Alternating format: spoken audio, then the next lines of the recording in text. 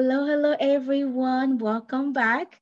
If you're new to me, I'm Shua Allegra, the founder of Grace and Hope Consulting, where we empower people to achieve mental and emotional wellness, reach their full potential, and live fulfilling lives. Everything we do here evolves around resilience.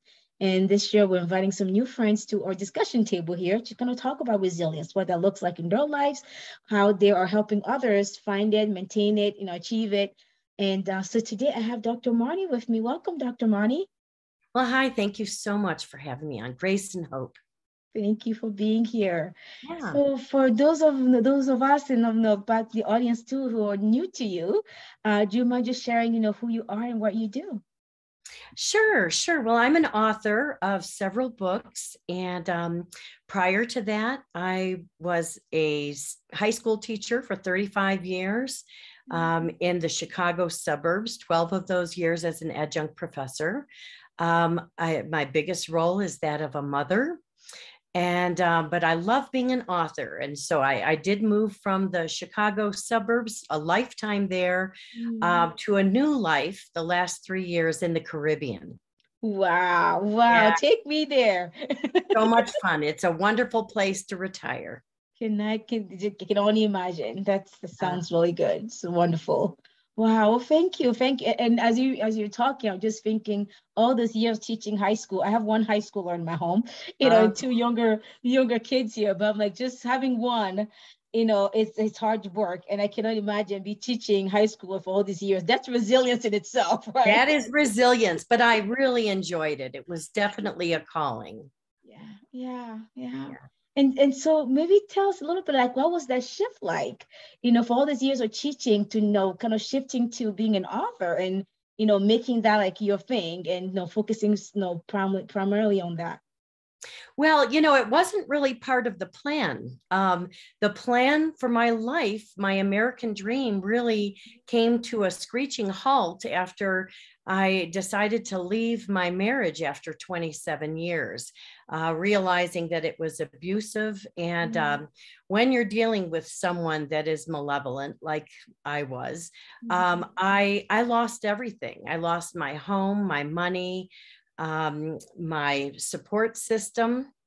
And even I lost adult children to mm, parental alienation.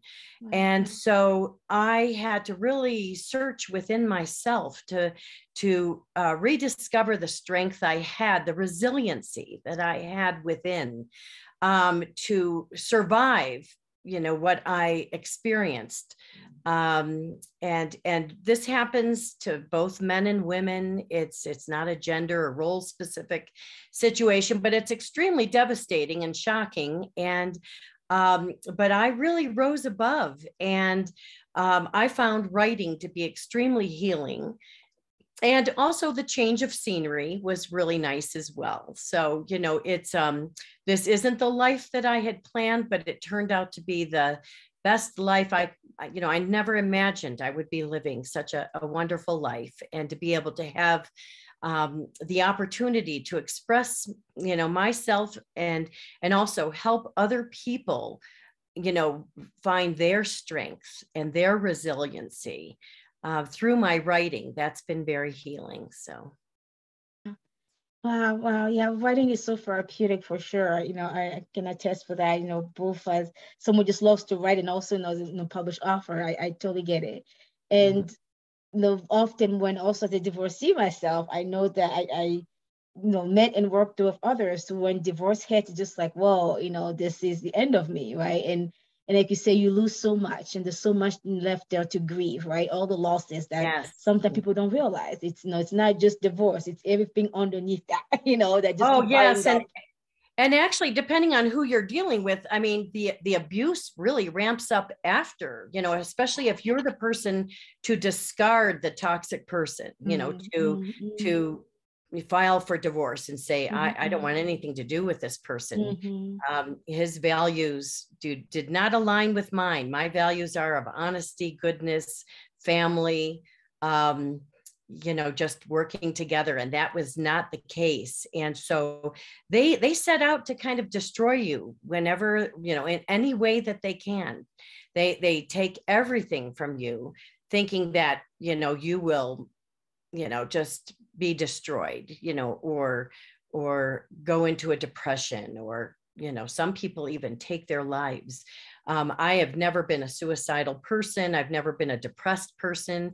In fact, I think because my values, stayed true, and that I've always been a happy, loving person. I try to find the good in everything.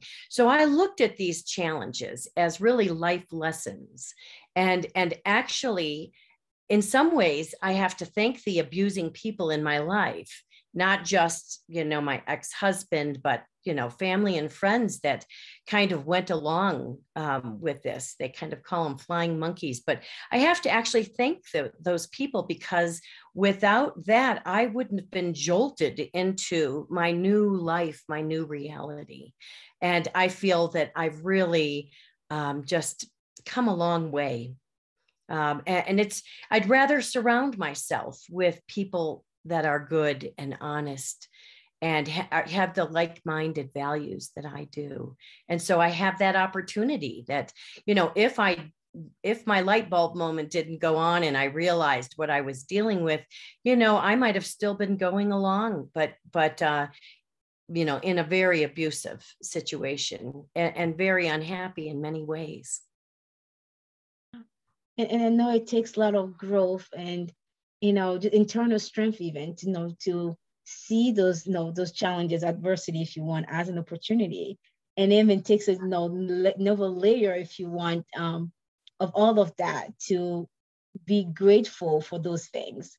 Right. Yeah. So seeing the opportunity is hard enough, and then being grateful for it, and even grateful for the people who, might have not, done us so well back then, but seeing like, oh, if it was not for this, I wouldn't be here.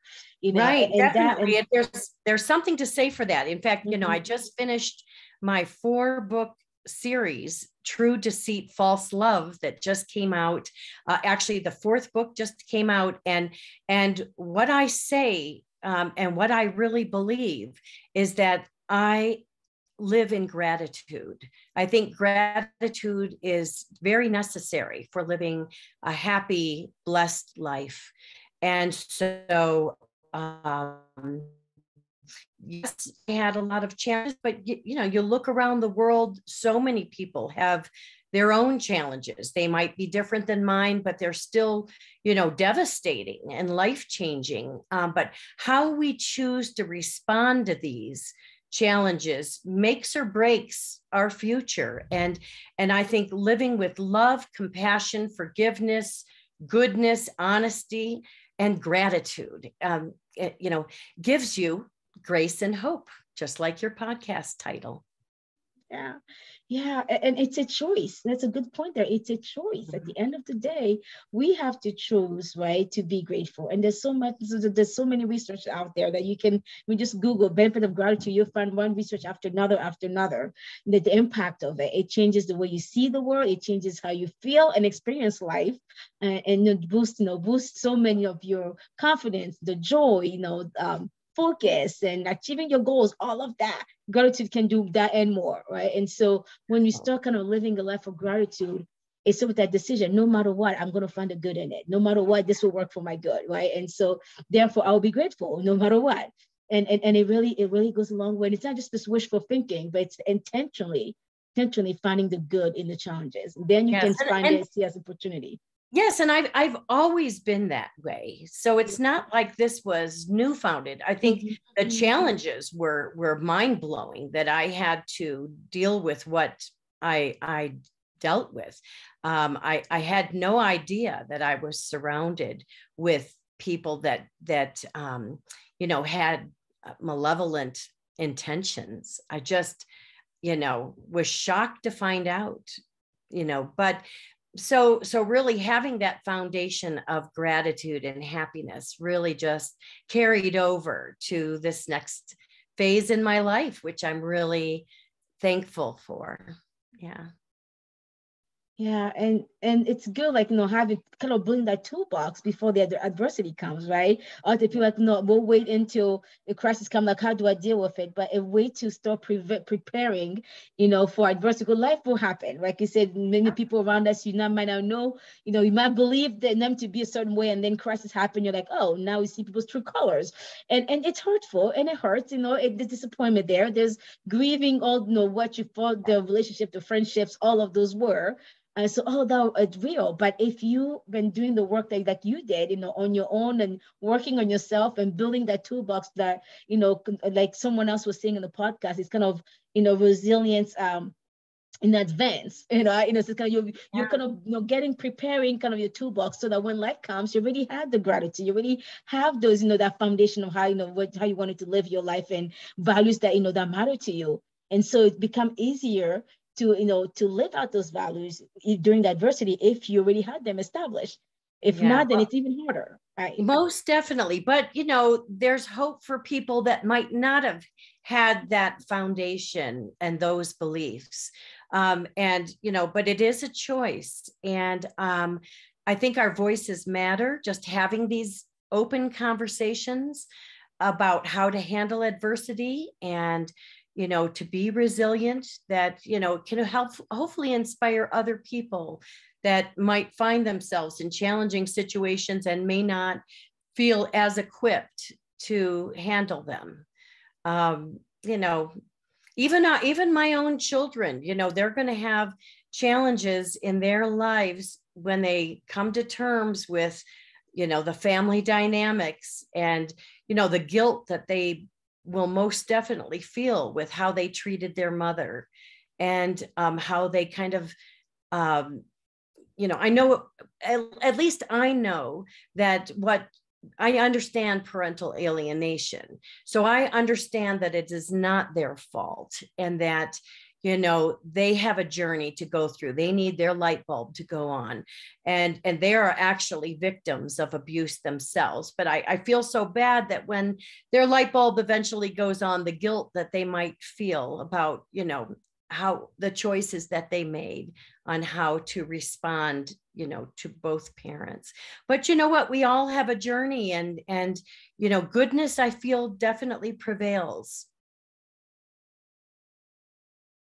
And then I'm sure because this is who you are, that when that time comes, that you have all the love and the grace, to embrace them and, help them on that journey as well. Yeah, abuse really affects how we see the world, affects how we think. And until you kind of have, that light bulb, or sometimes people say kind of have like that veil ripped in front of you so you can see clearly, it is hard to see what's truly happening. Yeah.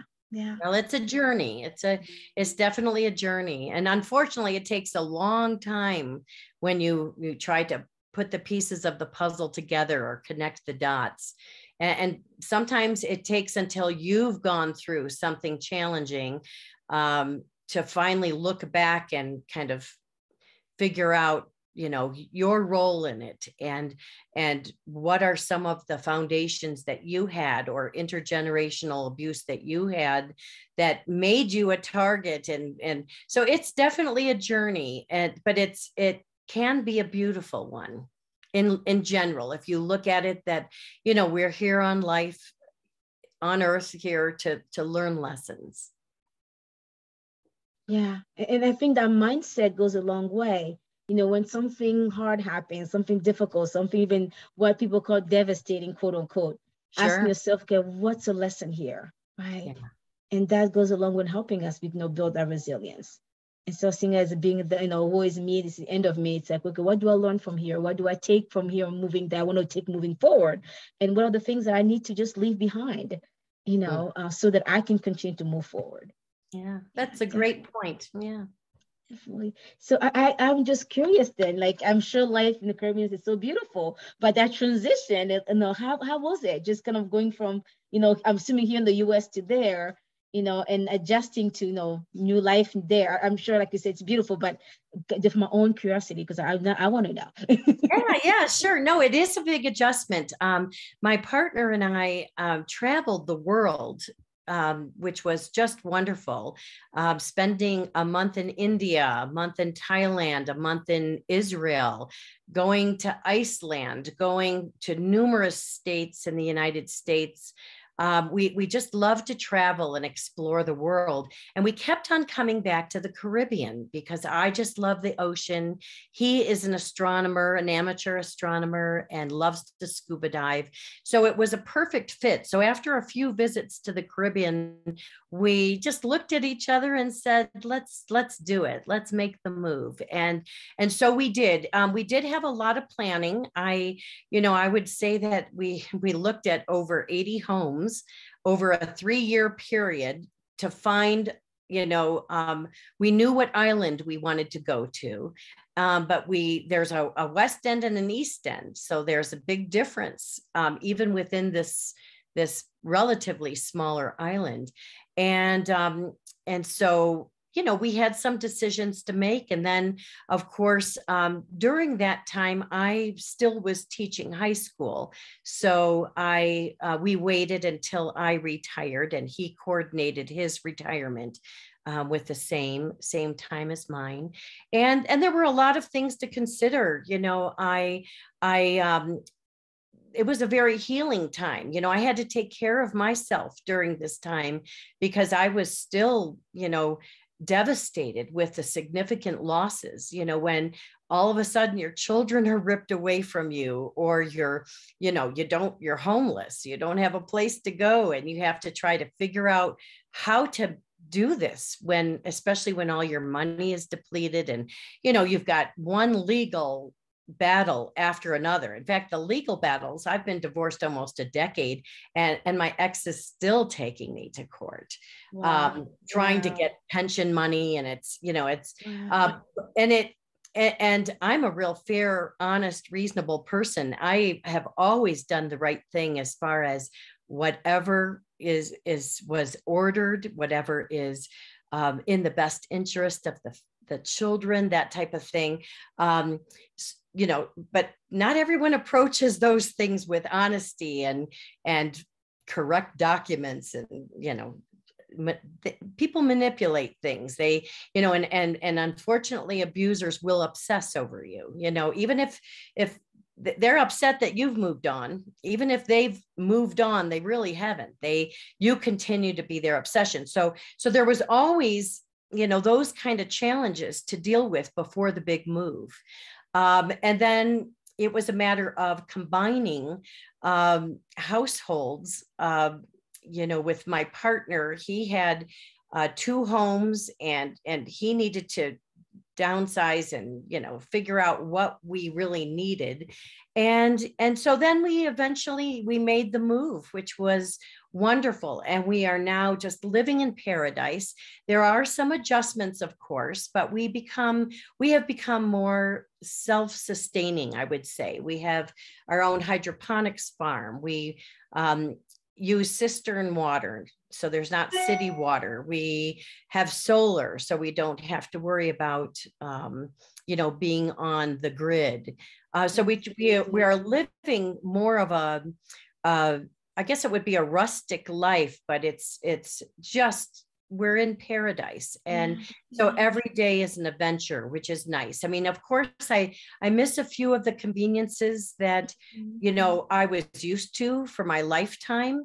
I mean, we don't have the dollar store. We don't have Walgreens. We don't have Costco. We don't have a lot of restaurants. Well, we do have beautiful restaurants, but we don't have some of the ones we really liked in the Chicago area. But that's okay. It's very exciting to leave some other things behind just to open up your experiences to new things. Yeah. So it's really been, and we're also in the rainforest on many acres. So it's just a different environment, but it really is nice. But I was actually fortunate that I had retired from my career as a teacher. So the timing was right. So being an author, spending my days writing, and and of course enjoying the beautiful island, it's really exciting for me. So, but it was an adjustment. Yeah. Oh, so it just sounds beautiful. And I cannot imagine. Like I know even when I write, I love being in nature. So sometimes I'll go to like the Yeah. state park here. I can sit and just, look at the water at the creek and the kids are playing. And so I just when you said rainforest, and I'm like, whoo, I Yeah. can just Yeah. imagine sitting there and be able to write there and just wow, just all the inspiration and just the calm, the peace, and all the birds and all the animals in the background. Just I cannot imagine. Right. And actually, being surrounded in nature is an extremely healing Definitely, definitely, experience, and definitely. it grounds you, and it also, we get back to that, what we talked about with gratitude. You can look at the beauty of this earth, and the people, and the places, and it's just so much to be thankful for. So I love to surround myself in that. Yeah, definitely. Yeah, yeah. Nature is very therapeutic, whether you're writing in it or just walking in it or even just Right. watching it, on the screen. It Yeah. is very therapeutic. Definitely. Wow. Thank you so much for sharing all of that. And so where can people find you, connect with you, find your books and and kind of follow your journey? Well, sure. Well, the best place is really my website, which is the title of my 2020 Best Books Award-winning spiritual fiction. So it is www.godcametomygaragesale.com. Love it. Love it. And that is the best place. You can find out about me. My books are all with Balboa Press, Hay House, and they're available on at the publisher there at Barnes and Noble, but on Amazon as well. So just I have the latest book of poetry is also available in hardcover, but all of the other books are soft cover, and they're available in e-versions as well. So, check out my website, and under the happenings tab, I put the different events that my speaking engagements or book signings, that type of thing. But I also highlight other influencers on my website. So my website is really kind of informational for those that feel that they resonate with some of the things I've talked about, or they are also going through some challenges themselves. They can kind of look at what I have said about it, and some of the conversations I've had with other people. Yeah, thank you so much. Thank you. We'll Sure. definitely be sharing that link. And encourage everyone listening, watching, go check it out, go learn and acquire these books and see, what Dr. Marnie's up to. And so they continue to learn from her. Again, thank you for all that you do. Thanks for sharing your story and thanks for being here. Sure. Well, thank you so much, Joy. I appreciate it. Yeah.